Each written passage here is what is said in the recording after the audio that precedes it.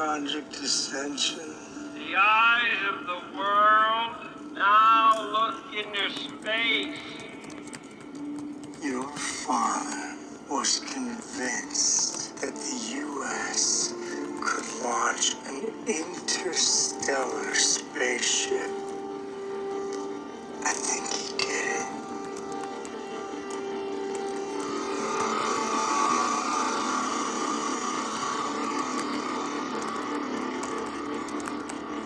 Ascension is about a space program that was launched in 1963. Totally top secret project. Nobody knew about it. President Kennedy and a man named Abraham Ensman were concerned about the Cold War, so they sent 70 scientists, the best and brightest, into space for a 100-year journey to Proxima. The show picks up 50 years into the journey. It's kind of like a traveling time capsule where they're still playing records, and the films that they've seen are only up to 1963. They've had no contact with Earth. A lot of people on the ship were born on the ship. They don't know anything else. Our grandparents screwed us. They sent us to ensure life would go on no matter what. They sent us out here to die. We have a ship the size of the Empire State Building, so you got people up on top smoking cigars and living the life. And those of us that make the ship go and make the ship actually work and stay in space, I don't think we get very much respect.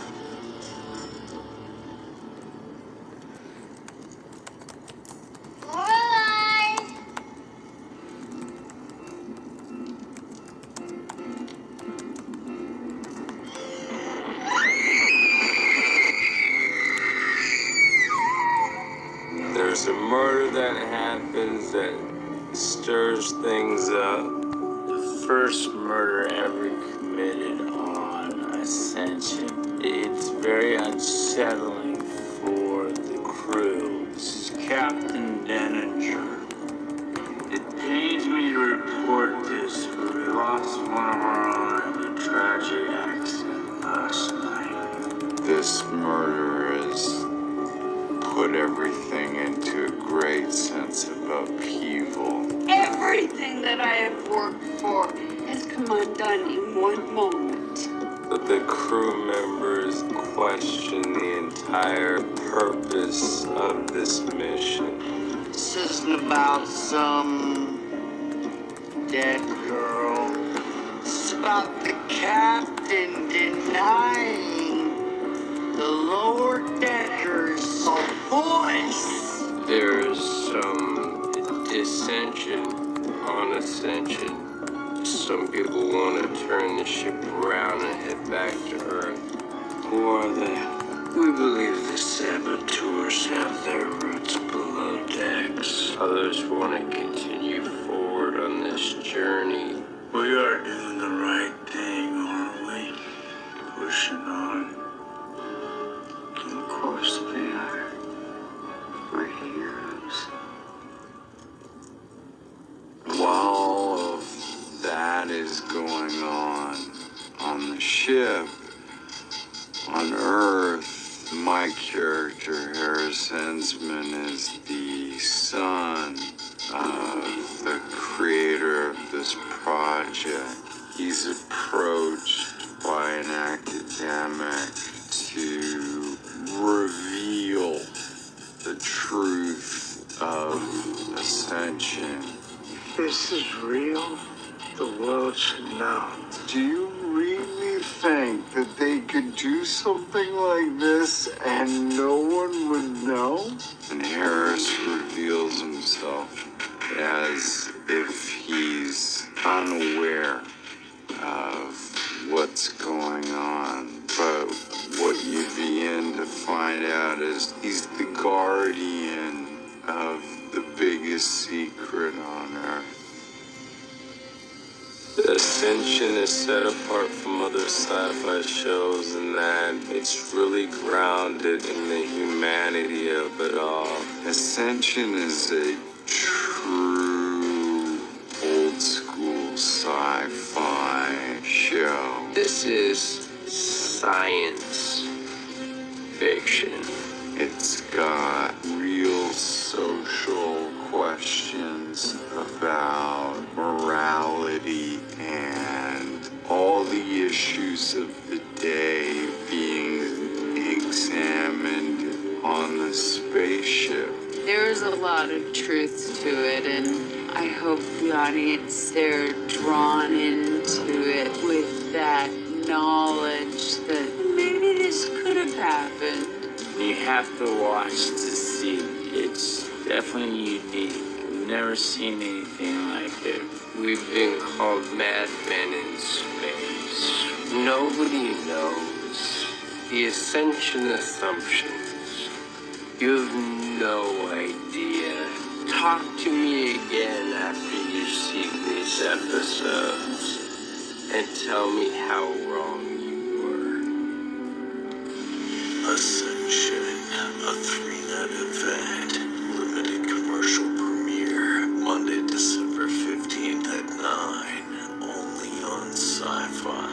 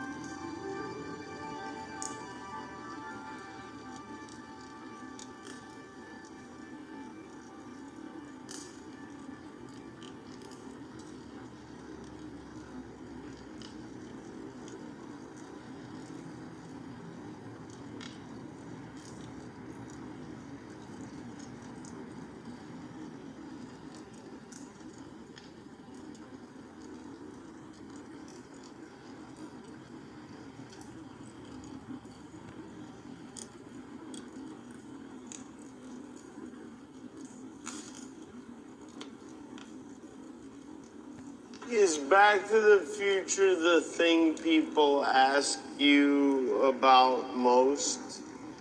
Yeah, especially lately. Yeah, especially lately. Sure, yeah. Yeah, I get all those questions about hoverboards and flying cars and I would say the one thing that they really got right was Martin McFly's receding hairline. They really did. You know, this is what you were supposed to look like. They predicted you'd look like at 47 years old. And I have to say, they had you like a young Donald Trump. It looked like and the two family ties there around the neck, that never really caught on either. It does kind of look like Donald Trump. Yeah, it does. There is a Donald Trumpiness to it. Huge! To it. Trumpiness to There is a Donald Trumpiness to it. There is a Donald Trump.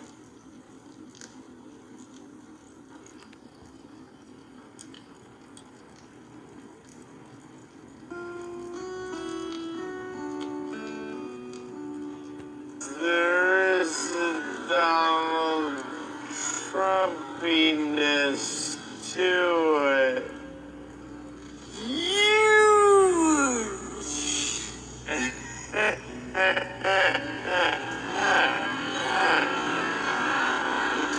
Do you remember reading the script for the for the movie for the first time? Yeah, well, first time I read it, I didn't really read it. They wanted to hire me for it at the beginning, and I didn't know this. I was doing Teen Wolf, and I was like thinking my career was over. And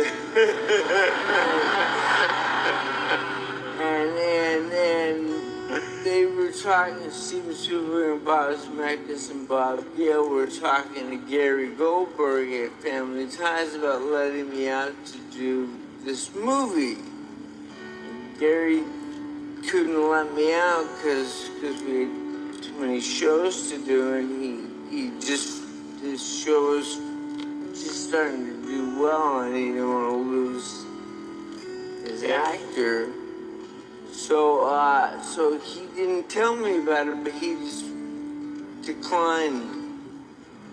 And so they started to make it with another actor, and they shot for 5 weeks.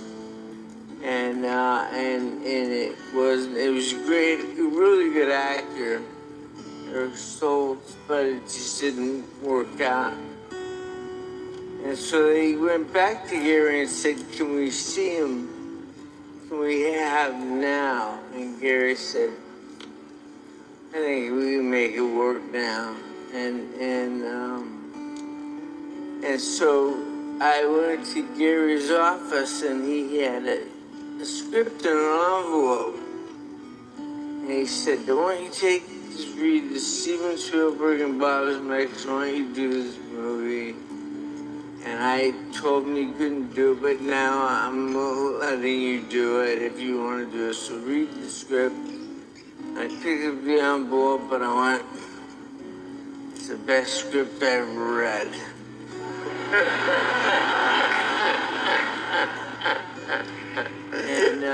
And Gary said I could do it as long as I did Family Ties in the daytime.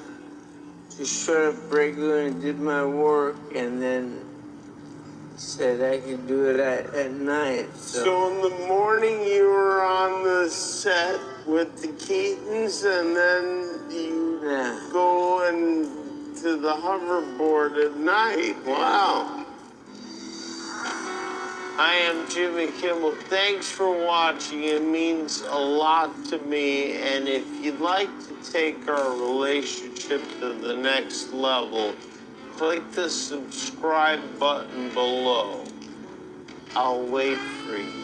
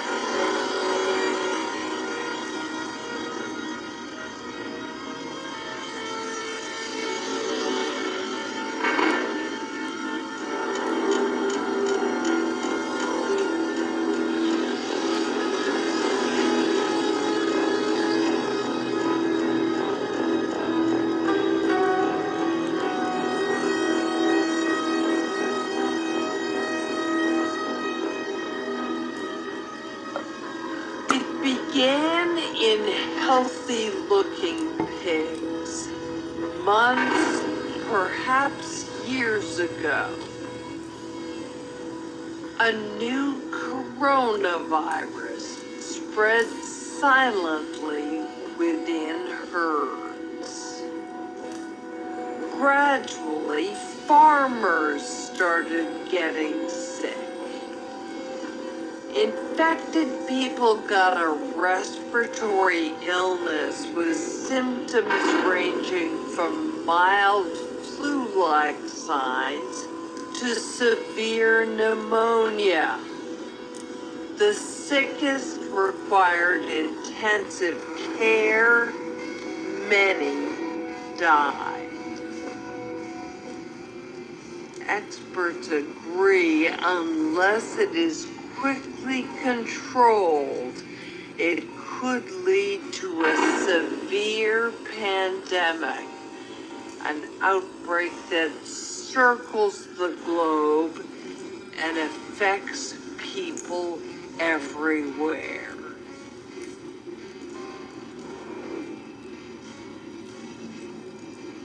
The mission of the Pandemic Emergency Board is to provide recommendations to deal with the major global challenges arising in response to an unfolding pandemic. The board is comprised of highly experienced leaders from business, public health, and civil society. We could be looking at double the number of cases in 1 week and 16 times as many in a month if we are not able to stop the spread. That would be on the order of 500,000 cases, and it would continue to rise exponentially. In 3 months, we could be approaching 10 million cases. We're at the start of what's looking like it will be a severe pandemic. And there are problems emerging that can only be solved by global business and governments working together.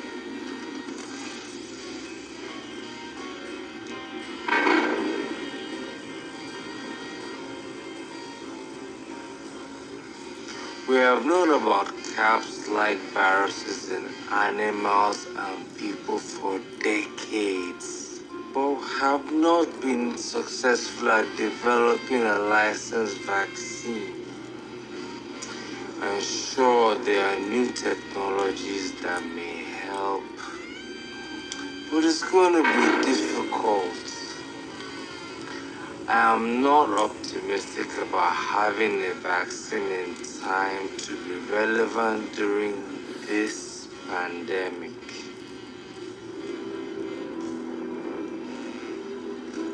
So the policy crisis in question for this board in this meeting is this.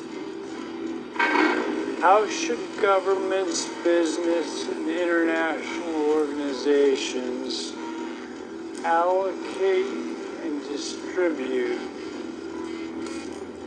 pandemic antivirals and medical supplies to the people who need them most?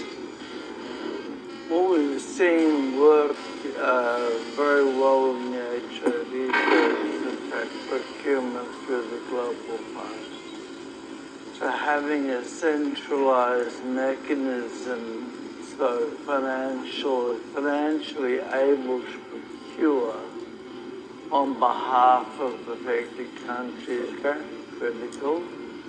I think the second thing is it's going to be very important that for the business sector, for manufacturers of antivirals, that we have clarity around what the need is and where the need is and who are making the decisions.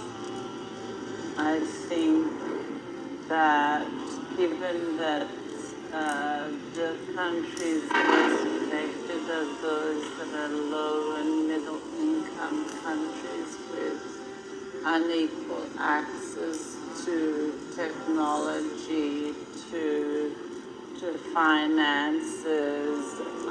The UN has a worldwide footprint, universally recognized, and universal membership.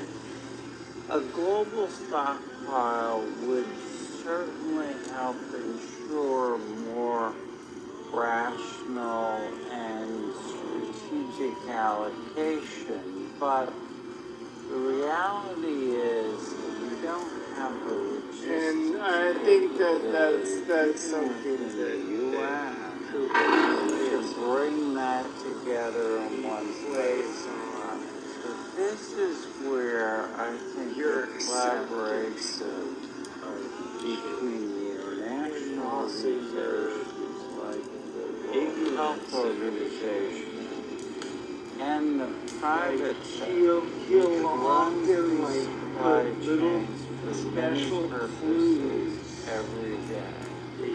Understand where the supplies are, make smart decisions about how to allocate people in the places that need it the most, and then work with the industry to move those supplies from where they are today to where they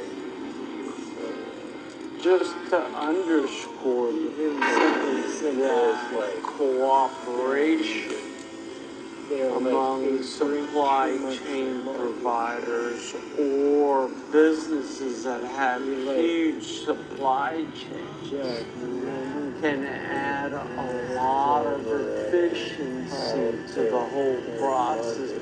The question is, can you, through this international mechanism, really move commitments to doing this, just put the responsible They're taking the tour, actually they contribute more, they're crossing the that street. they will have a better chance of protecting Because check out the garage, cars, So to be completely clear, most of this production would already be committed in contracts. It is almost unheard of that people are producing product without having a full for the consumption of that product.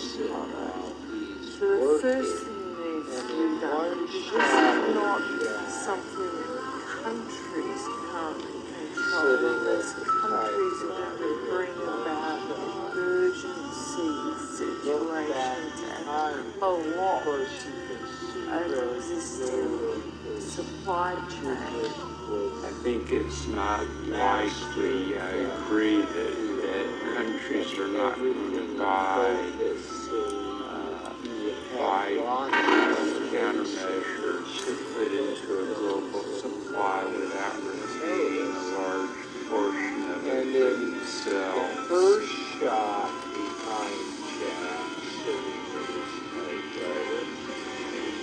back against the wall behind it, probably Public health agencies have issued travel advisories, while some countries have banned travel from the worst affected areas. As a result, the travel sector is taking a huge hit. Travel bookings are down 45%, and many flights have been canceled. A ripple effect is racing through the service sector. Governments that rely on travel and tourism as a large part of their economies are being hit particularly hard. How should national leaders, businesses, and international organizations balance the risk of worsening disease that will be caused by the continued movement of people around the world against the risks of profound economic consequences of travel and trade bans? If there's some sense that there's a UN institution that can do all of this, another one. Then I worry we're suffering from a delusional disorder on the power of the UN. It's really important to get those industries and their trade associations and an efficient leadership established, which is centralized, but has a collective responsibility and accountability. And that needs to be supported by the public leadership. But it's essential on the schedule for we have to prioritize.